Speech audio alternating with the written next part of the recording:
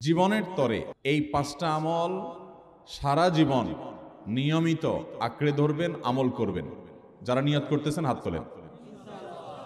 আল্লাহ আমাদের সবাইকে আমল করার তৌফিক দান করুন। আল্লাহ আমাদের সবাইকে কবুলার মঞ্জুর করুন।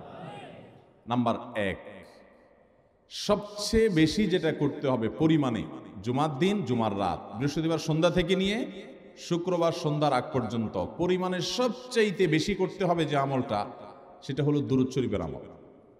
কিসের আমল?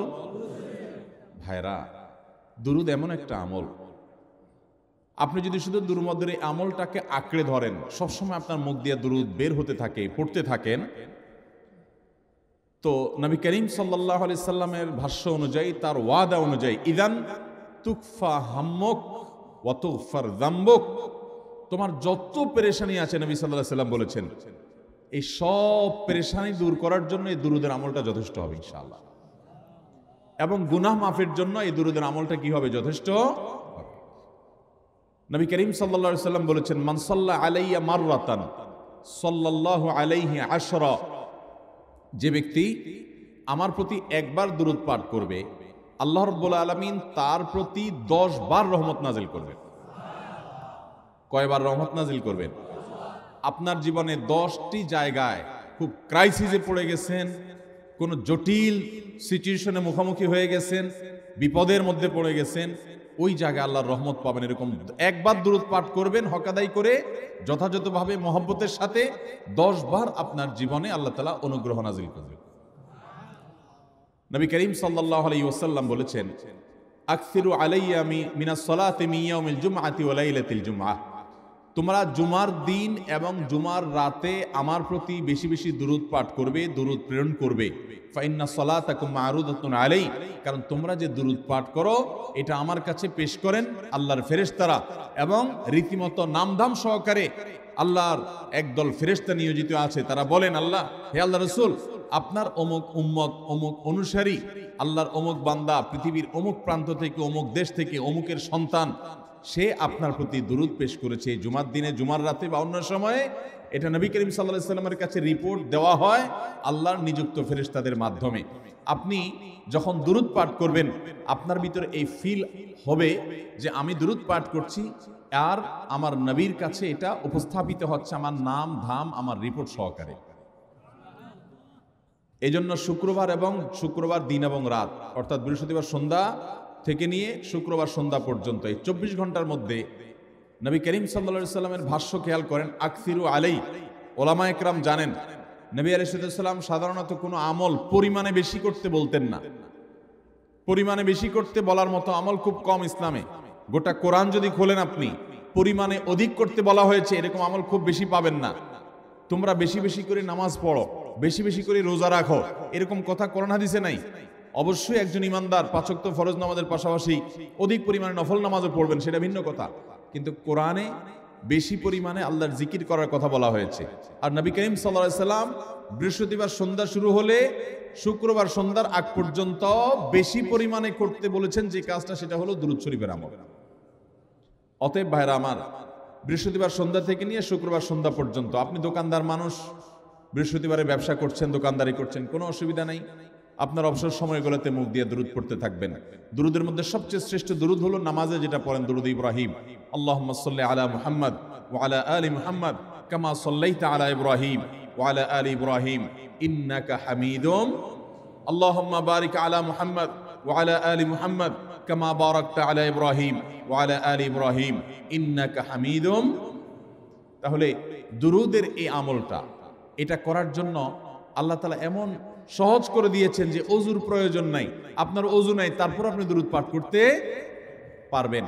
এবং আপনি এই বড় দুরূদ পড়ার মতো সময় নাই, তো আপনি একবারে সবচেয়ে সংক্ষিপ্ত দুরূদ পড়েন সাল্লাল্লাহু আলাইহি ওয়াসাল্লাম, তাতেও দুরূদ পাঠের সওয়াব পাবেন। চেষ্টা করব তো ইনশাআল্লাহ। শুক্রবার আসবে, দুরূদ বেশি বেশি করে পাঠ করব।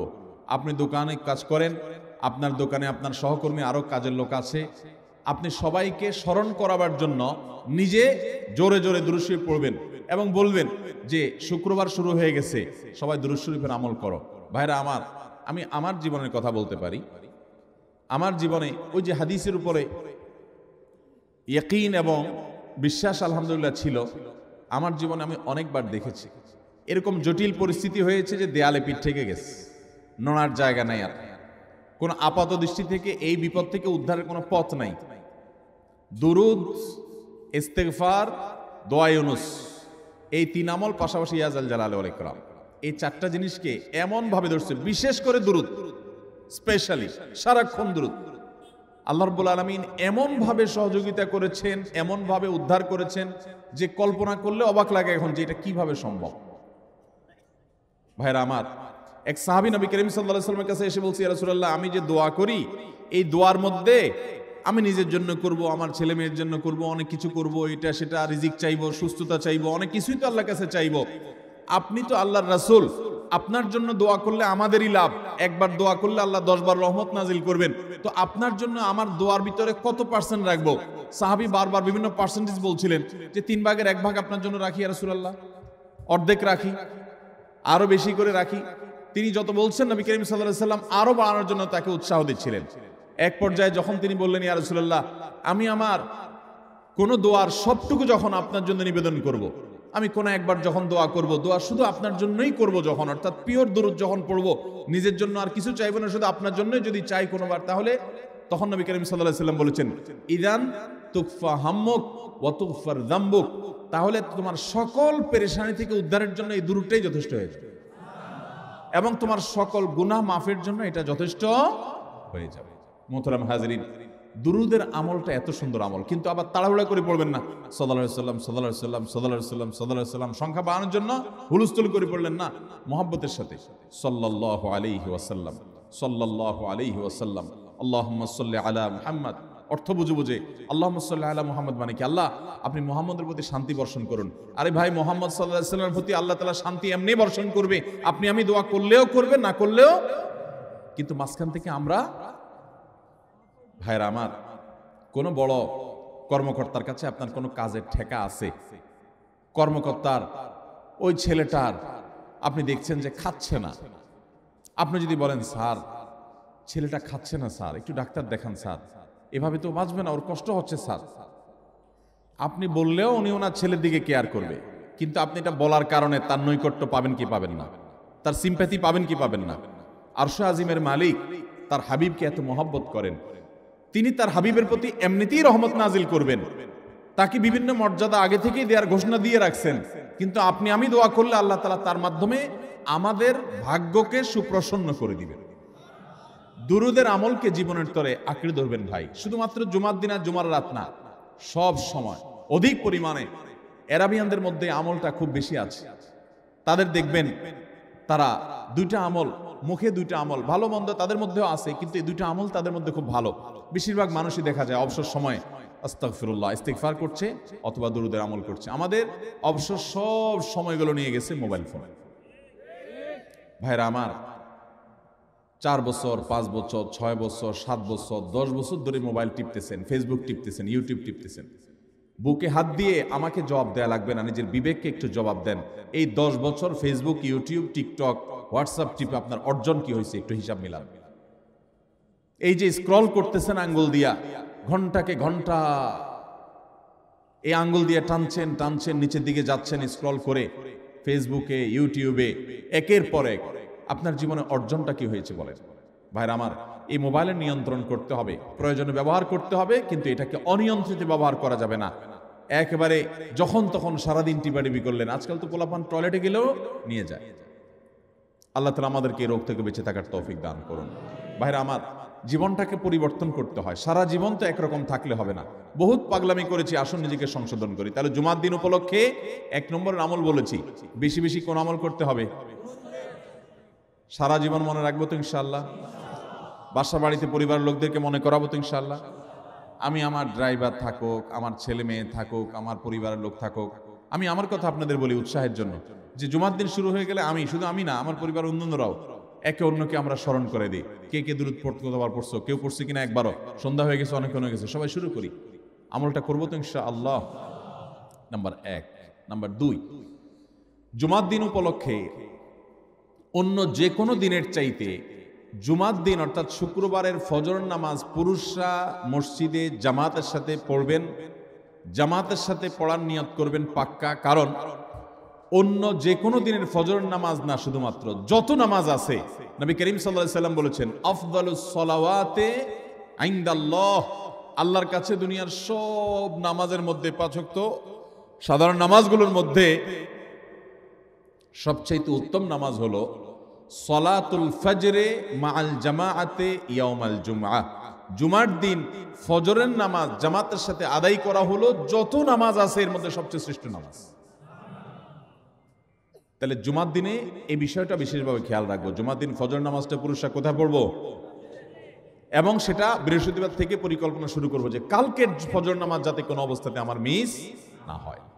আমাদের আখিরাতের ব্যবসা এটা ভাই, আখিরাতের কারেন্সি সংগ্রহ করা। যত খুঁটে খুঁটে ভালো ভালো আমলগুলো করবেন, আপনার আমল নামাতে আমল সওয়াব জমা হতে থাকবে। চেষ্টা করবো তো ইনশাআল্লাহ। আমাদেরকে শয়তান অন্যদিন ফজরের নামাজ পড়ার সুযোগ হলেও শয়তান এমন ভাবে আমাদেরকে ধোঁকা দেয়, শুক্রবারে ফজরটা পড়াটা সবচেয়ে বেশি কঠিন হয়ে যায়। কেন জানেন?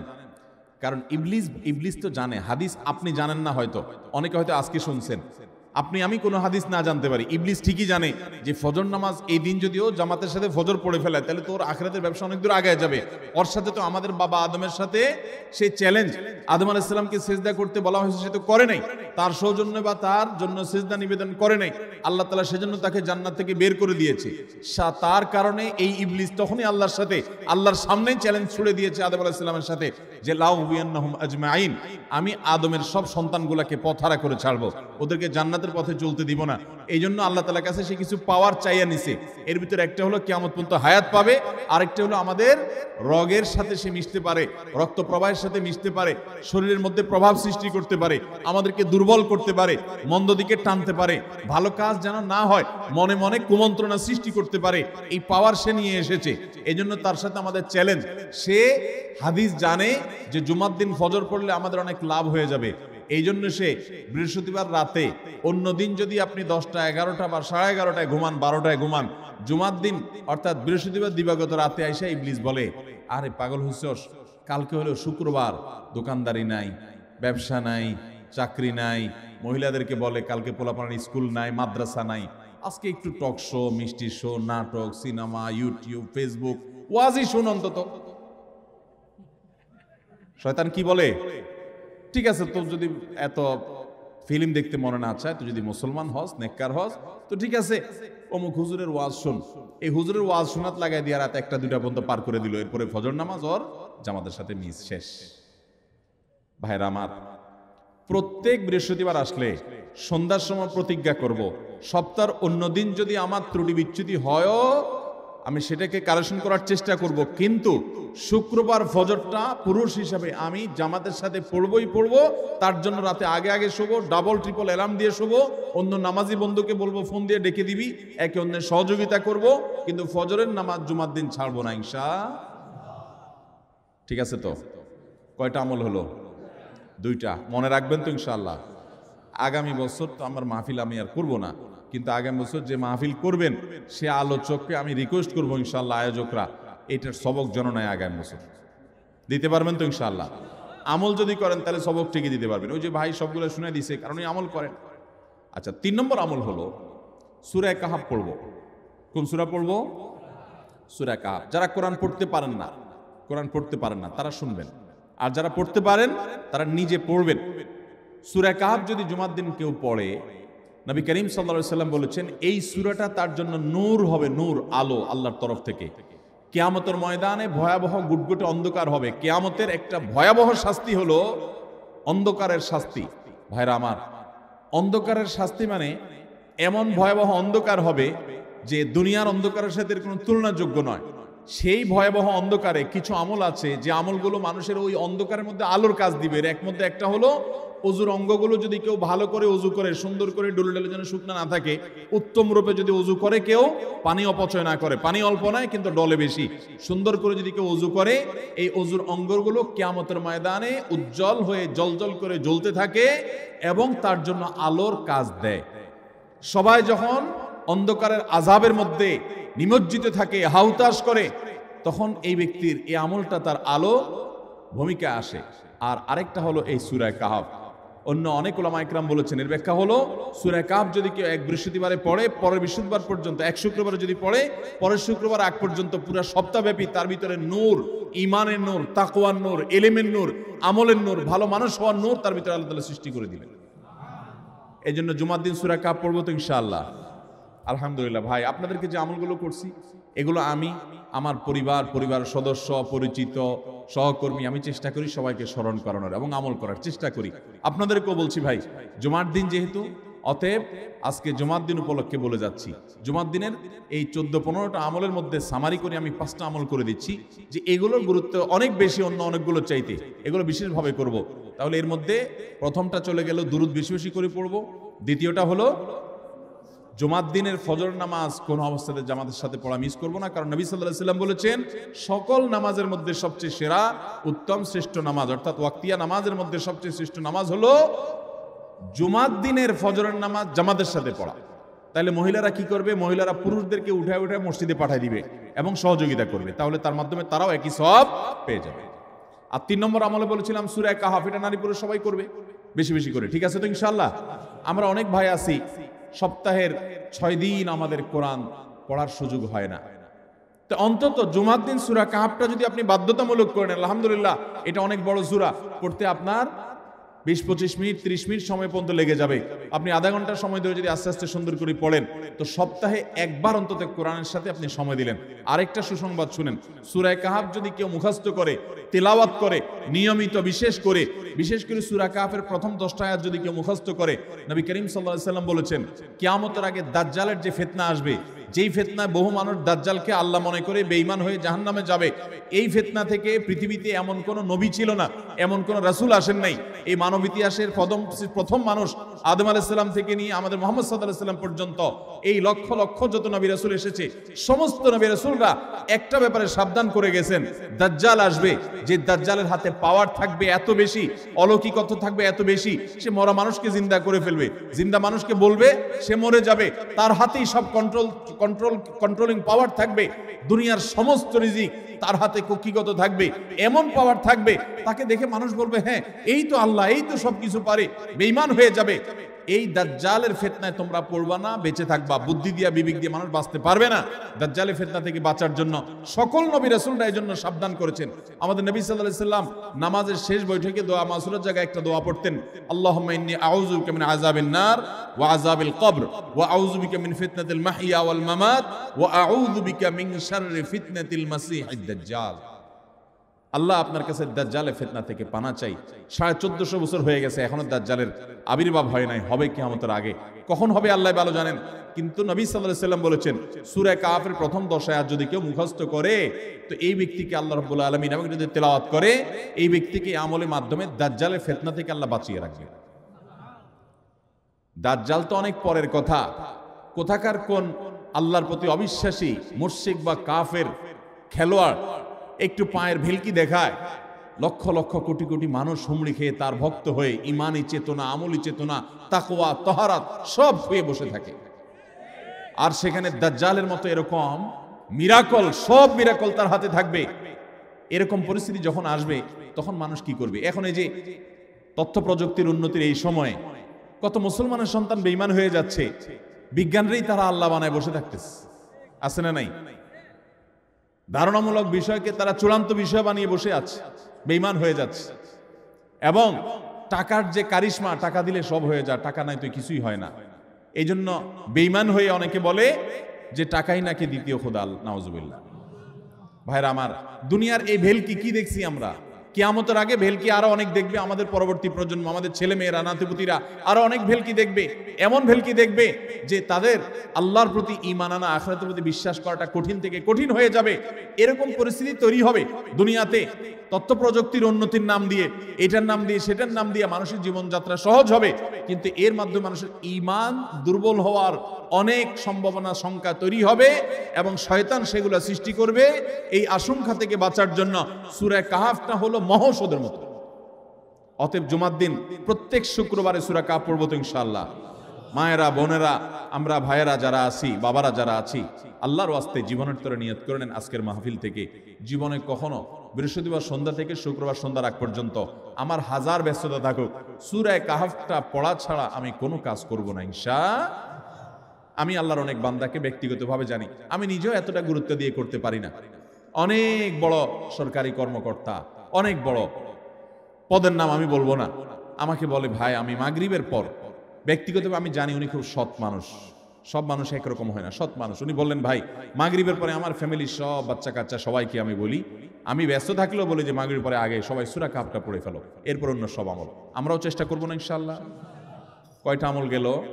3টা, আর 2টা আছে। 4 নম্বর আমল হলো, দুনিয়াতে যত ফজিলতপূর্ণ আমল আছে এর মধ্যে সবচেয়ে বেশি ফজিলতপূর্ণ আমল এটা, খুব সহজ আমলটা, খুব সহজ, প্রত্যেক শুক্রবার আমরা এটা করতে পারি। আমলটা হলো, নবী করিম সাল্লাল্লাহু আলাইহি ওয়াসাল্লাম বলেছেন, মান বাক্কারা ইয়াউমাল জুমআতি ওয়াবতাকার, যে ব্যক্তি জুমার দিন আগে আগে ঘুম থেকে উঠবে, ভোরে ঘুম থেকে উঠবে, যে ফজর নামাজ পড়তে হবে, যে তাহাজ্জুদ পড়তে পারলে আরো ভালো, এবং মসজিদে আগে আগে যাবে, তাহলে আগে আগে ঘুম থেকে উঠবে, সবাইকে বাসার ডেকে দিবে, আগে আগে ঘুম থেকে উঠাবে। ওয়াগাসসালা ওয়াগতাসাল, ফরজ গোসল হলে ফরজ গোসল করবে, উত্তম রূপে গোসল করবে, ভালো করে গোসল করবে জুমার দিন। ওয়ামাশা ওয়ালাম ইয়ারকাব, জুমার নামাজের জন্য পায়ে হেঁটে মসজিদে যাবে, বাহনে চড়বে না। কেউ যদি মাজুর হয় সে বাহনে চড়লেও চলবে, কিন্তু সাধারণ যারা সুস্থ আছেন পায়ে হেঁটে মসজিদে যাবেন, বাহনে চড়লেন না। জুমার দিনের কথা, জুমার নামাজের কথা। ওয়াদানা মিনাল ইমামে ওয়ালাম ইয়ালগু, ইমামের কাছাকাছি গিয়ে বসবে, দূরে না, যত কাছে যেতে পারে একদম সামনের কাতার ইমামের কাছাকাছি গিয়ে বসবে, কোনো অনর্থক কথা বলবে না, দুনিয়াবি কথা বলবে না, বেহুদি কাজ করবে না। ওখানে গিয়ে যতক্ষণ সময় পাবে জিকির, আজকার, তেলাওয়াত, তাসবিহ, দোয়া, রোনাজারি, কান্নাকাটি, বই পড়া, দিনী কাজ করা, এর মধ্যে সে কাটাবে নিজেকে। এই কয়েকটা কাজ যদি করে তাহলে কাজ কয়টা হলো? আগে আগে ঘুম থেকে উঠা, ওই যে ফজর নামাজ জামাতের সাথে পড়া ইত্যাদি, গোসল করা উত্তম রূপে, আর পায়ে হেঁটে মসজিদে যাওয়া, বাহনে না চড়া। 4 নম্বর হলো ইমামের কাছাকাছি গিয়ে বসা, কোনো অনর্থক কাজ না করা। এই 4টা কাজ যদি কেউ জুমার দিনে করে, নবী করিম সাল্লাল্লাহু আলাইহি সাল্লাম বলেছেন, ওই ব্যক্তি বাসা থেকে মসজিদ পর্যন্ত যে আসলো, যতগুলো পা ফেলবে, যতগুলো স্টেপ ফেলবে, যতগুলো কদম দিবে, প্রতিটা কদমের বিনিময়ে আল্লাহ রাব্বুল আলামিন তার অ্যাকাউন্টে, তার আমল নামাতে 1 বছর রাত জেগে, সারা রাত জেগে তাহাজ্জুদ নামাজ পড়লে, এবং 1 বছর সারা দিন, প্রত্যেকটা দিন পুরো বছর জুড়ে নফল রোজা রাখলে যে পরিমাণ সওয়াব পাইতো, 1 বছর নফল রোজা, 1 বছর রাতভর জেগে তাহাজ্জুদের নামাজ পড়ার সওয়াব মাত্র একটা কদম ফেলার বিনিময়ে দিবেন। তাহলে আপনার বাসা থেকে যদি মসজিদে আসতে 100টা কদম হয়, 100 বছরের নফল নামাজ, 100 বছরের নফল রোজা, আপনি এটার সওয়াব আপনার অ্যাকাউন্টে জুমার দিন মাত্র 4টা কাজ করার মাধ্যমে আপনি পেয়ে যাবেন। এবং এটি অনেক হাদিস বিশ্লেষকগণ বলেছেন, কোরআন হাদিসে বহু ফজিলতের কথাই বলা আছে, এত বিপুল পরিমাণে, এত অধিক পরিমাণে সওয়াবের কথা যে কারো বাসা থেকে অনেকের আছে যেতে 500 স্টেপ পড়বে। 500 স্টেপ পড়লে কতটুকু হয়? সামান্য একটু জায়গা যেতে 500 কদম হয়ে যায়। অনেকের বাসা থেকে যেতে 500 কদম পড়ে, 300 কদম হয়। তো সে এই 500 বছর নফল নামাজ, নফল রোজা, রাত ভর দিন ভর করার সওয়াব, কন্টিনিউয়াসলি করার সওয়াব মাত্র এই মসজিদে গেল, আসলো, এই 4টা শর্ত পূরণ করে সেটা সওয়াবটা পেতে পারে। যদি সপ্তাহে 4 জমা হয় তাহলে 4 বার 500 করে যদি হলো 2000 বছর, এভাবে তার আমল নামাজের সওয়াবের পাহাড় সে জমা করতে পারে শুক্রবারের ছোট্ট আমলটার মাধ্যমে। চেষ্টা করব না ইনশাআল্লাহ। আমি দেশে বিদেশে অনেক আল্লাহর বান্দাকে আমি শুনেছি, এই হাদিস আমি যেদিন থেকে জেনেছি আমি চেষ্টা করেছি এটার আমল, এটার প্রচার মানুষের মধ্যে ছড়ানো।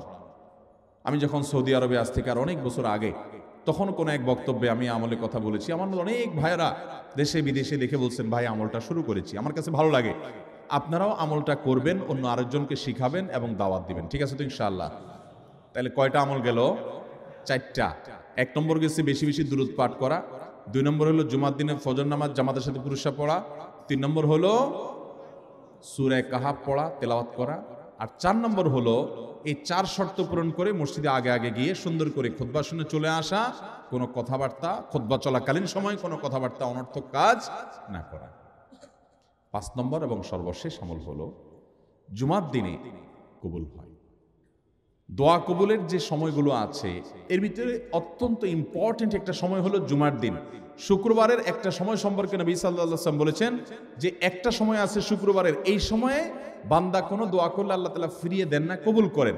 কিন্তু সময়টা যে ঠিক কখন এটা হাদিসে নবী সাল্লাল্লাহু আলাইহি ওয়াসাল্লাম বলেন নাই, যাতে করে হয়তো আমরা সারা দিনেরই কম বেশি দোয়ার চেষ্টা করি।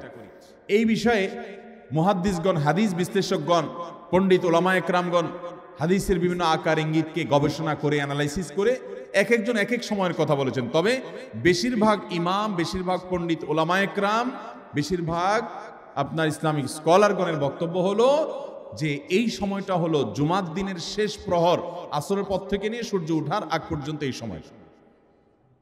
অতএব আমরা জুমার দিনের 5 নম্বর আমল হলো বেশি বেশি করে সারাদিনই কম বেশি দোয়া করব। দোয়ার জন্য সবসময় হাত তোলাও জরুরি না, যদিও সাধারণ অবস্থায় দোয়ার জন্য হাত তোলা আদব, কিন্তু আপনি চলতে ফিরতে, উঠতে বসতে, কাজের ফাঁকে আপনি আল্লাহর কাছে মনে মনে দোয়া নিবেদন করবেন। অনেক চাওয়া আমাদের কাছে, আমাদের আল্লাহর কাছে আছে। ভাইরা আমার, নবী রাসূলুল্লাহ সাল্লাল্লাহু আলাইহি ওয়াসাল্লাম বলেছেন কারো পায়ের জুতার ফিতাটা ছিঁড়ে গেছে হাঁটার সময়, এটা আর এমন কি লাগালে ঠিক হয়ে যাবে, কিন্তু একজন ইমানদার ওইটার জন্য সে আল্লাহর কাছে সাহায্য চাইবে। আল্লাহ, এটাও একটা বিপদ, একটা ছোট বিপদ থেকে অনেক কিছু ঘটে যায়, আপনি আমাকে উদ্ধার করেন। সে সবসময় আল্লাহর দিকে মনোনিবেশ করবে।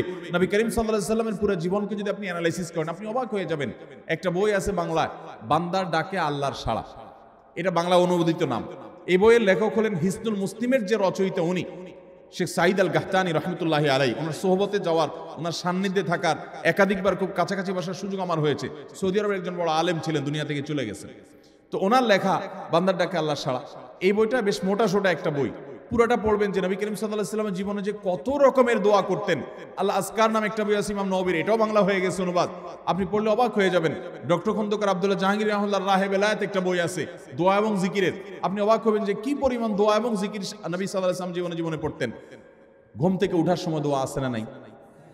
এরপরে ঘুম থেকে উঠে যখন আপনি বাথরুমে যাবেন, দোয়া আছে না নাই? আবার টয়লেটে গেলেন, টয়লেট সেরে আসলেন, আপনি ওযু করবেন, ওযুর জন্য দোয়া আছে না নাই? বিসমিল্লাহ। এরপরে ওযু শেষ করলেন, কালিমায়ে শাহাদাত আছে না নাই? এরপরে আপনি যখন ঘর থেকে বের হয়ে মসজিদে যাবেন, বের হওয়ার দোয়া আছে। বের হয়ে আপনি মসজিদে যাচ্ছেন, যাই পথে পড়ার আলাদা দোয়া আছে। এরপরে আপনি মসজিদে প্রবেশ করবেন, তার জন্য দোয়া আছে। মসজিদে ঢুকার পরে মসজিদে ঢুকার নামাজ আছে। এরপরে মসজিদে নামাজ বন্দেগী ইবাদত জিকির করে বের হচ্ছেন, সেটার জন্য আবার দোয়া আছে। আবার আপনি যাচ্ছেন, কাজকর্মে যাচ্ছেন, বাজারে যাচ্ছেন, সেটার দোয়া আছে। স্ত্রী সহবাস করার সময় দোয়া আছে। দোয়া নাই, জিকির নাই, এমন কোনো মুহূর্তে ইমানদারের জীবনে থাকতে পারে না। নবী করিম সাল্লাল্লাহু আলাইহি ওয়াসাল্লাম এই পরিমাণ দোয়া করতেন। এই জন্য ভাইরা, দোয়া যদি সবসময় করতে কষ্ট হয় হাত তুলতে, আপনি হাত তোলা ছাড়া শুক্রবারে দোয়া করেন, দোয়াটা অনেক বেশি করা দরকার। আমাদের কত জিনিস আল্লাহর কাছে চাইতে হয়, আমরা আল্লাহর কাছে চাই না। পেটে অসুখ হয়েছে, আমরা ডাক্তারের কথা মাথায় আগে আসে, আপনি ওষুধ খান, ওষুধ খাওয়া সুন্নত, কিন্তু ইমানদার সবকিছুর আগে আল্লাহর কথা স্মরণ করবে এবং আল্লাহর কাছে বলবে, আল্লাহ আপনি সহজ করে দেন। আপনার অসুখ হয়েছে, সবকিছুর আগে নাপার কথা মনে আসে, আরে ভাই প্যারাসিটামলের কথা মনে আসে, এটা দোষের না, কিন্তু আপনার মনে আগে আসতে হবে যে নবী সাল্লাল্লাহু আলাইহি ওয়াসাল্লাম দোয়া শিক্ষা দিয়েছেন, যদি কেউ ব্যথার জায়গায় হাত দেয় এবং পড়ে আউযু বিইজ্জাতিল্লাহি ওয়া কুদরাতিহি মিন শাররি মা আজিদু ওয়া হাজির, আল্লাহ রাব্বুল আলামিন তার ব্যথা দূর করে দিবেন। এক সাহাবী এই হাদিসের উপর আমল করে তৎক্ষণাৎ তার ব্যথা দূর করেছেন। শুধু ইয়াকিনের অভাব, শুধু বিশ্বাসের অভাব, ঈমানের অভাব।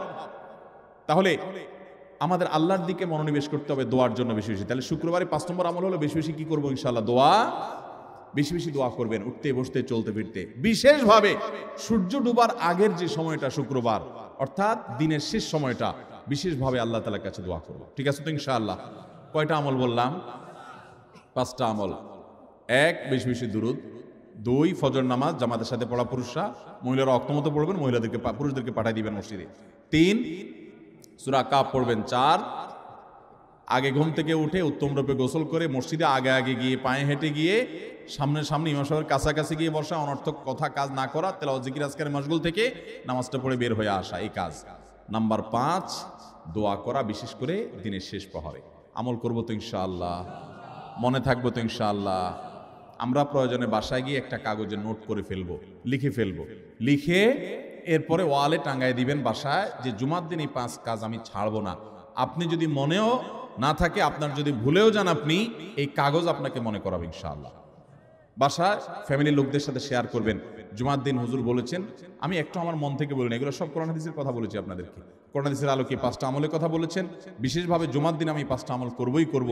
ভাইরা আমার, প্রত্যেক জুমার দিন যদি আপনি একটু ইমানের রিচার্জ করেন, ইনশাআল্লাহ সারা সপ্তাহ আপনার জন্য সেটা উপকারে আসবে। চেষ্টা করবো তো ইনশাআল্লাহ।